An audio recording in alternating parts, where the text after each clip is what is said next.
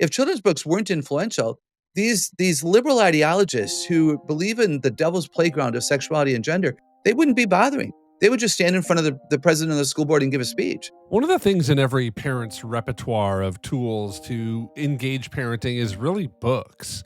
But what do we do in the books that we're given, or the books that are being presented to us, or maybe even the books that are given to our kids? We don't get a chance to vet or look at. That can put us in a really dark place, and it's a reality for many parents across the country. And today on the Celebrate Kids podcast, in this daily segment, Facing the Dark, Dr. Kathy's going to go at this and help us think well about what kind of books should we put in front of our kids, and how do we vet a good book.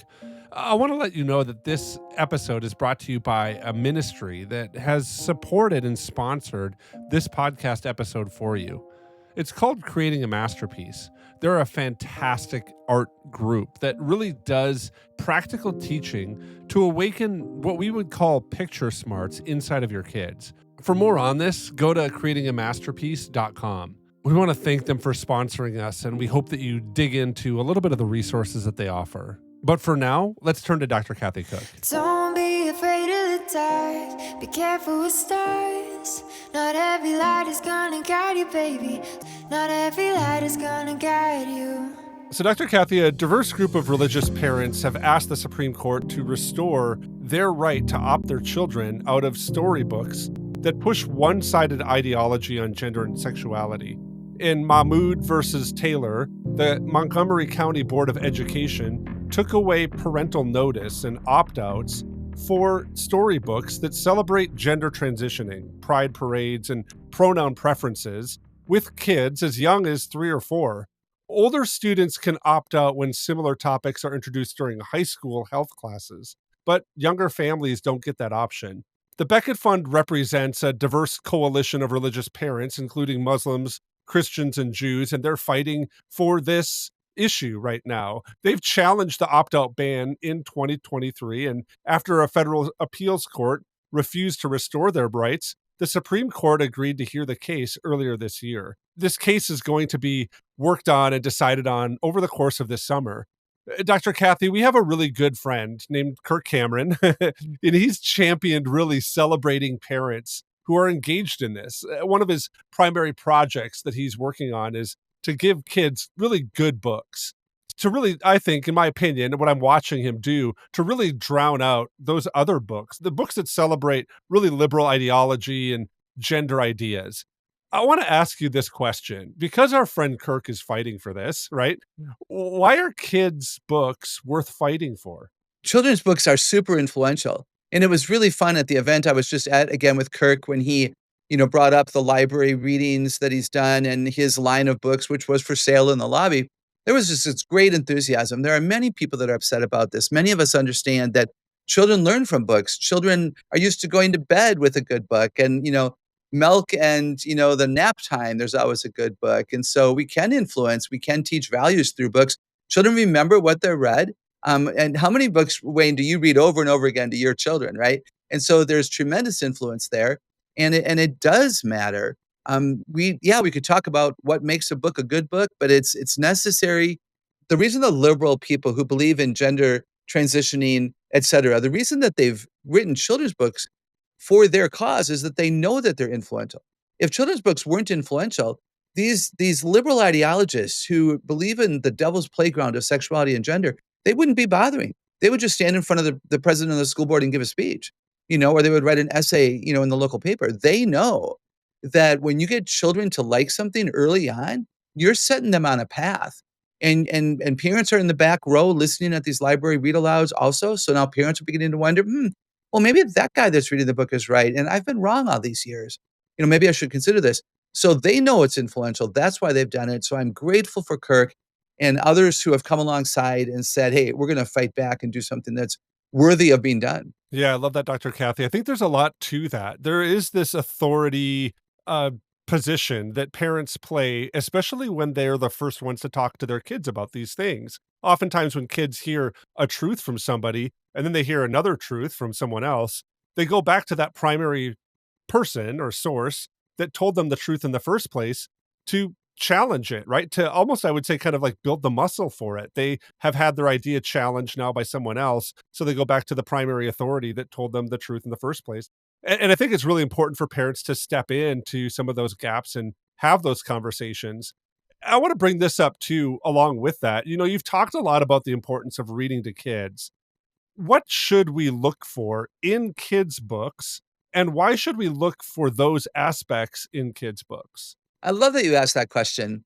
I love it when illustrations match the plot, like where the illustrations are actually of the key elements, the key people, the key activities that are going on in the story. So the child should be able to watch the picture, if you will, while the grandparent, the teacher, the parent, older sibling is reading to them.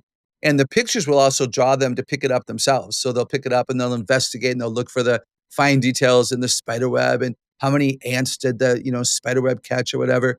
I love it when there's a hero, not a superhero necessarily. It doesn't have to be a Batman, if you will, but a hero. It can be a mom. Well, praise God for children's books that do the right thing, which was declare that moms and dads are heroes and that they're wise and that they love well and that they're providers. Men should be portrayed as protectors, providers, and loves and all those kinds of things. And then, what would you think, Wayne, if I said that good children's books have a satisfying ending? It can't be this abrupt like cliff where you turn to the last page and the end. It needs to be a satisfying. There's a beginning and then there's a climax where there's a problem that someone's going to solve, and that's where the hero enters in. And what if there were better children's books where the child is the hero of his own story? Right? So I want the hero to be ideally a family member. I want there to be a satisfying, a climax, a problem that the child gets curious about, and then a satisfying ending that doesn't leave the kid, worried and wondering, but they go, "Oh, yeah, cool."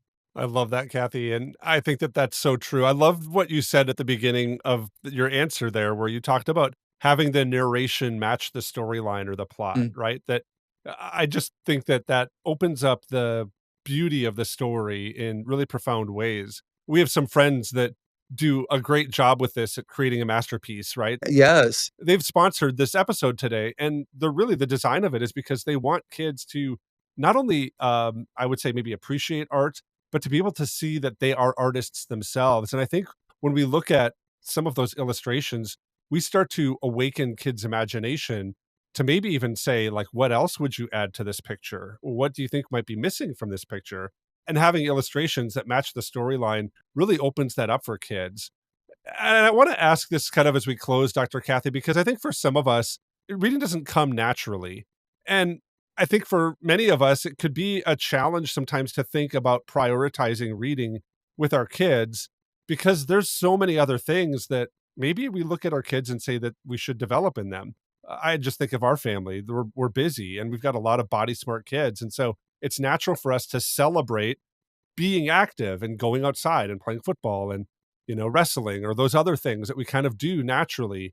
Why should reading be kind of a priority for us? And what specifically would you kind of say to maybe people like me who might not naturally have it be a part of our family rhythm?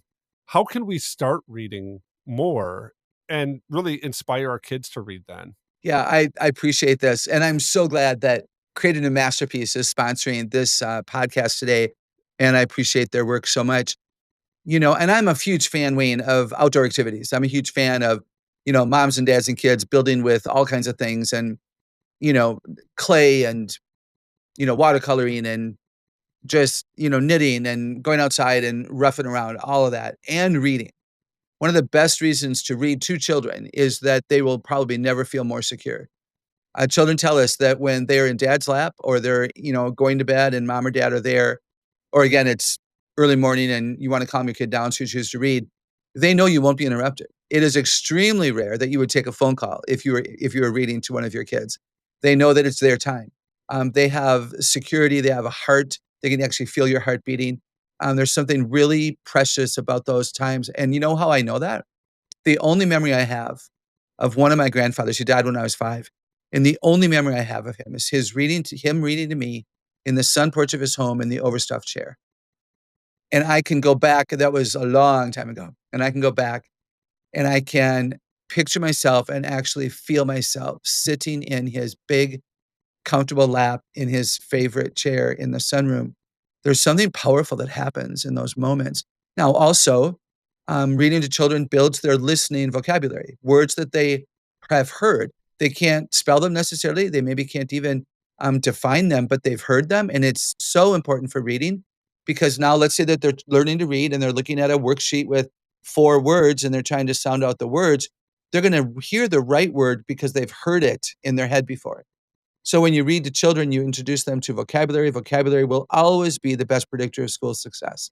So it's essential. And we could also say, of course, it also increases creativity. When you're reading to children and you're reading about, the ugliest, black, biggest spider you've ever seen, there's no kid alive that hasn't just seen that in their head, unless they're like spider phobic and then they don't want to.